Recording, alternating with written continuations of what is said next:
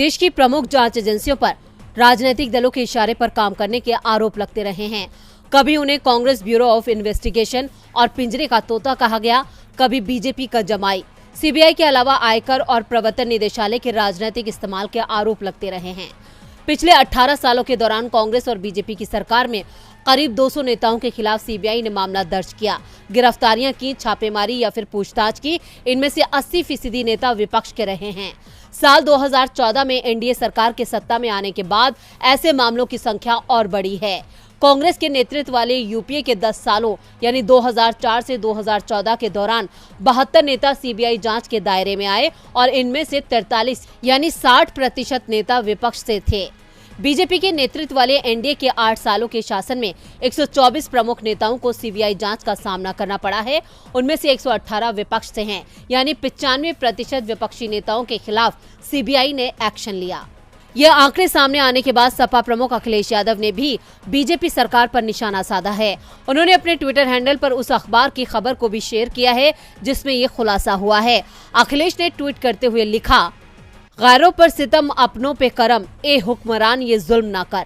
जब सत्ता में एनडीए की सरकार आई तब से विपक्षी पार्टी का कोई नेता जैसे ही अपना पाला बदलता है तो उसके खिलाफ सीबीआई जांच ठंडे बस्ते में चली जाती है।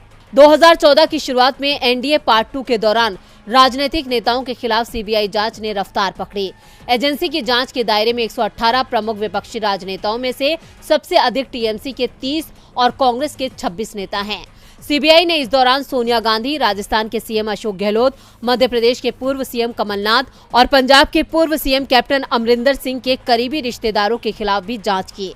विपक्ष के प्रमुख नेताओं में टीएमसी के 30 नेता हैं, कांग्रेस के 26 नेता शामिल हैं, आरजेडी के 10 नेता शामिल हैं, बीजेडी के 10, वाईएसआरसीपी के 6, बीएसपी के 5, टीडीपी के 5, आप के 4, एसपी के 4, अन्ना द्रमुक के 4, सीपीएम के 4, एनसीपी के 3, एनसी के 2, डीएमके के 2, पीडीपी का 1, टीआरएस का 1 और 1 निर्दलीय है। इन आंकड़ों से अलग यूपीए और एनडीए पार्ट 2 के शासन में सीबीआई के छापे के समय पर सवाल उठता रहा है, जिसे विपक्षी नेताओं ने संसद से लेकर सड़क तक उठाया है। राहुल गांधी के नेतृत्व में निकल रही भारत जोड़ो यात्रा हर रोज नए नए रिकॉर्ड बना रही है। यात्रा में जुट रही भीड़ बीजेपी पर दबाव बना रही है। 2024 में ये यात्रा बड़ा बदलाव करेगी। कांग्रेस का साफ कहना है कि इस यात्रा से कांग्रेस नए अवतार में दिखेगी। आज कांग्रेस नेताओं और हजारों पार्टी कार्यकर्ताओं ने भारत जोड़ो यात्रा के 13वें दिन की शुरुआत केरल के चेरतला से की। यात्रा की शुरुआत में सेंट माइकल्स कॉलेज में रामबूटन का पौधा लगाया गया। केरल प्रदेश कांग्रेस कमेटी की पर्यावरण शाखा शास्त्रवेदी ने इसका आयोजन किया। आज की यात्रा को लेकर कांग्रेस महासचिव ने ट्वीट करके जानकारी दी थी। उन्होंने लिखा था, पिछले कुछ दिनों की तरह #भारत जोड़ो यात्रा का 13वां दिन भी सुबह करीब 6:30 बजे शुरू हुआ।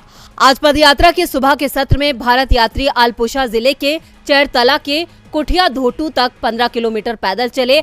आज रात का कैंप कोच्चि जिले में लगाया जाएगा। भारत जोड़ो यात्रा शुरू होने पर कांग्रेस ने अपने ट्विटर पर लिखा कि बदलेगा माहौल, बदलेगी तस्वीर। यात्रा की शुरुआत के दौरान राहुल ने एक बार फिर अपने ट्वीट से बीजेपी सरकार पर हमला बोला। उन्होंने लिखा कि पुरानी पेंशन खत्म कर भाजपा ने बुजुर्गों को आत्मनिर्भर से निर्भर बना दिया।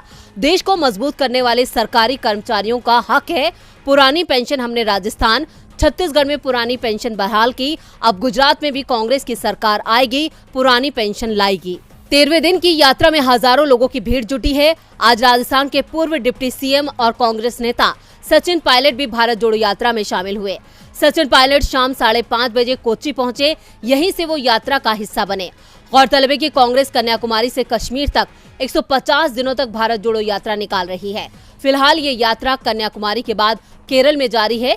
इससे पहले राजस्थान के सीएम अशोक गहलोत कन्याकुमारी में भारत जोड़ो यात्रा में शामिल हो चुके हैं। हालांकि विधानसभा सत्र के चलते उन्हें वापस आना पड़ा। भारत जोड़ो यात्रा राजस्थान के 3 जिलों का दौरा भी करेगी। इस दौरान राहुल गांधी के साथ मुख्यमंत्री अशोक गहलोत, पूर्व उप मुख्यमंत्री सचिन पायलट, प्रदेश अध्यक्ष गोविंद सिंह डोटासरा और दूसरे यात्री भी जुड़ सकते हैं। राजनीति में ना कोई स्थायी दुश्मन होता है, ना कोई स्थायी दोस्त। समीकरणों और नफा नुकसान को देखते हुए नेता रंग बदलते हैं। अब देश में साल 2024 में लोकसभा चुनाव होने जा रहे हैं। ऐसे में अभी से राजनीतिक दलों के बीच दोस्ती की दास्तां लिखे जाने के संकेत मिल रहे हैं। खासकर उत्तर प्रदेश में बुआ भतीजे के बीच नफरत की दीवार हटती नजर आ रही है।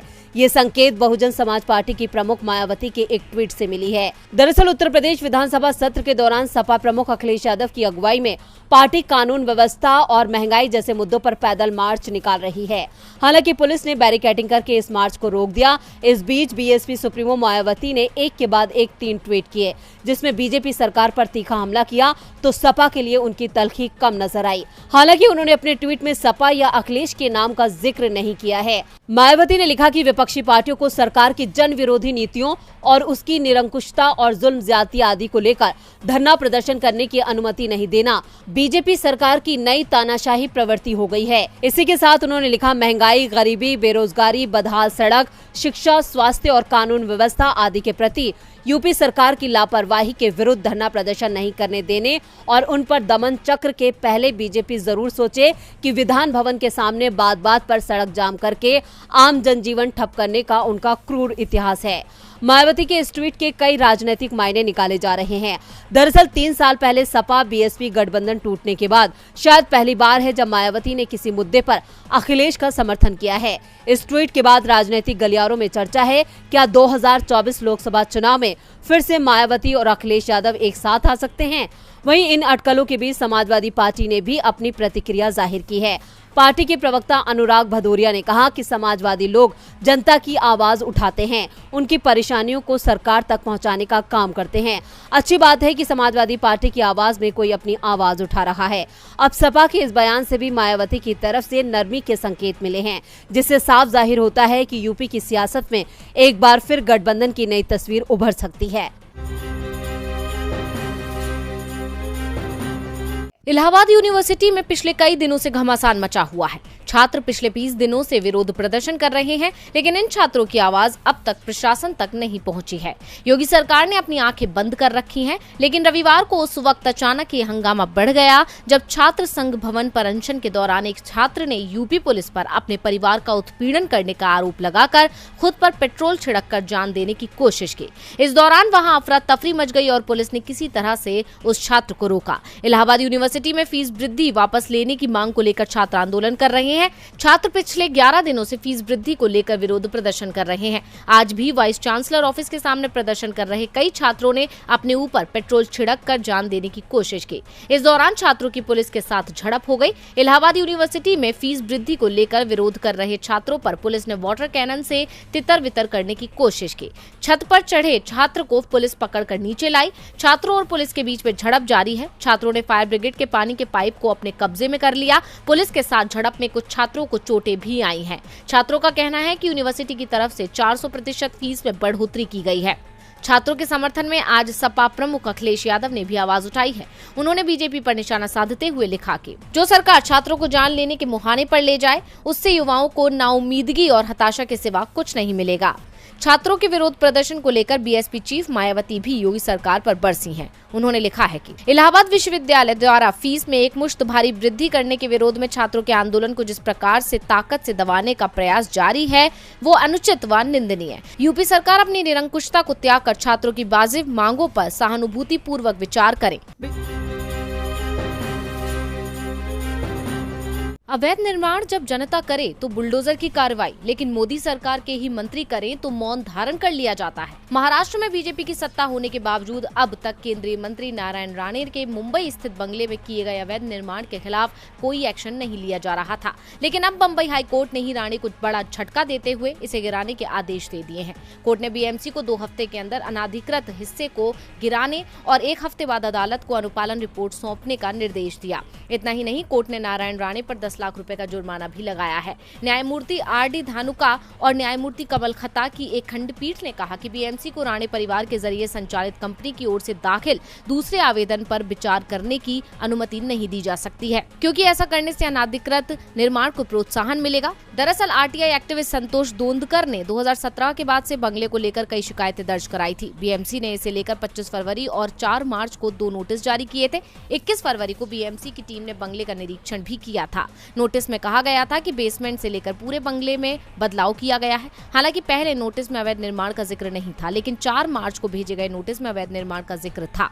वहीं नारायण राणे ने बताया था कि उन्हें जुहू बंगले के लिए नोटिस मिला है, जहां उनका परिवार रहता है। उन्होंने दावा किया था कि उन्होंने कोई अवैध निर्माण नहीं किया। वो 2009 में इस बंगले में शिफ्ट हुए हैं। उनके पास बीएमसी द्वारा जारी सर्टिफिकेट भी है, लेकिन अब कोर्ट में उनके सारे दावे फेल हो गए हैं और उनके घर को गिराने का आदेश जारी कर दिया गया।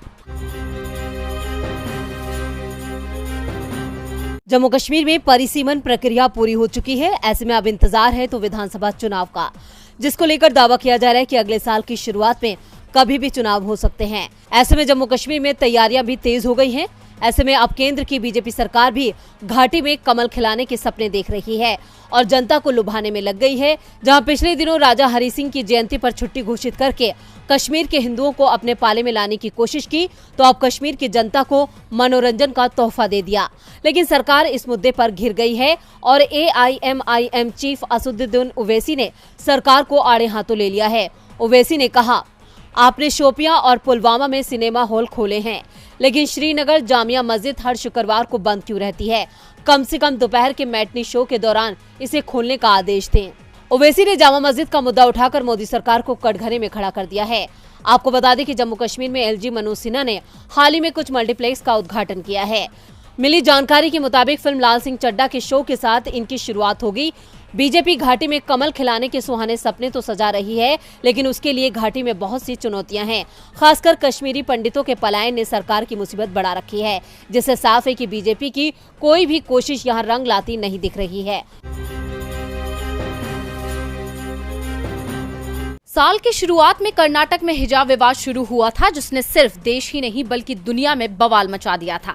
कई देशों ने कर्नाटक सरकार की निंदा भी की थी, जिसके बाद मामला हाई कोर्ट पहुंचा और उसके बाद हाई कोर्ट के फैसले को सुप्रीम कोर्ट में चुनौती दी गई और हिजाब विवाद पर सुप्रीम कोर्ट में मंगलवार को 8वें दिन सुनवाई हुई, जहां दोनों पक्षों की तरफ से अपनी अपनी दलीलें पेश की गई। याचिकाकर्ता के वकील दुष्यंत दवे ने कहा कि वो सरकार की उस दलील से सहमत नहीं है जिसमें उसने कहा है कि अनुच्छेद 25 और 26 के तहत संरक्षण सिर्फ उनके लिए है जो धर्म का अभिन्न और अनिवार्य हिस्सा है। ये अभ्यास धार्मिक अभ्यास हो सकता है, लेकिन उस धर्म के अभ्यास का एक अनिवार्य और अभिन्न अंग नहीं है। ये संविधान द्वारा संरक्षित नहीं है। जिस पर सवाल करते हुए जस्टिस धूलिया ने कहा कि क्या हम आवश्यक धार्मिक प्रथाओं को अलग कर स्थिति से नहीं निपट सकते। सवाल का जवाब देते हुए दवे ने बताया कि हाईकोर्ट ने केवल जरूरी धार्मिक प्रथा पर ही मामले को निपटा दिया है। इसके साथ ही दवे ने कहा कि लड़कियां हिजाब पहनना चाहती हैं, इससे किसके संवैधानिक अधिकार का हनन हुआ है? दूसरे छात्रों का या स्कूल का? हिजाब गरिमा का प्रतीक है। मुस्लिम महिला गरिमापूर्ण दिखती है, जैसे हिंदू महिला साड़ी के साथ अपना सिर ढकती है तो वो गरिमापूर्ण दिखती है। इससे किसी की शांति सुरक्षा भंग नहीं होती और शांति को कोई खतरा नहीं है। इतना ही नहीं, दवे ने आगे कहा कि ऐसा क्यों है कि अचानक 75 साल बाद राज्य ने इस प्रकार का प्रतिबंध लगाने का विचार किया। इसके लिए राज्य के पास कोई न्याय संगत कारण या औचित्य नहीं था। ये चौंकाने वाला फैसला था। कर्नाटक में कई बार अल्पसंख्यक समुदाय को टारगेट किया गया है। हम एक समुदाय के मन में डर नहीं बना सकते। भारत में 16 करोड़ मुस्लिम हैं। कर्नाटक सरकार का आदेश असंवैधानिक है। ये आदेश गैर कानूनी है। हाईकोर्ट का फैसला टिकने वाला नहीं है। सुप्रीम कोर्ट को इस आदेश को रद्द कर देना चाहिए। वहीं सॉलिसिटर जनरल तुषार मेहता ने अपनी दलीलें देते हुए इस पूरे मामले का जिम्मेदार पॉपुलर फ्रंट ऑफ इंडिया यानी PFI को बताया। उन्होंने कहा लड़कियां PFI के प्रभाव में ऐसा कर रही हैं। वहीं सुप्रीम कोर्ट ने दोनों पक्षों की दलीलें सुनने के बाद सुनवाई को कल यानी बुधवार तक के लिए स्थगित कर दिया, जबकि दावा किया जा रहा था कि आज इस मामले में सुनवाई पूरी हो जाएगी। बता दें कि हिजाब विवाद उडुपी के एक कॉलेज से शुरू हुआ था, जहां हिजाब पहनकर आने वाली छात्राओं को कॉलेज में प्रवेश नहीं दिया गया था, जिसके बाद छात्राओं ने इसके खिलाफ आवाज उठाई थी। खबरों में बने रहने के लिए आप हमारे YouTube चैनल को सब्सक्राइब करें, लाइक करें, साथ ही लगातार अपडेट्स पाने के लिए आप हमारे बेल आइकन को जरूर प्रेस करें।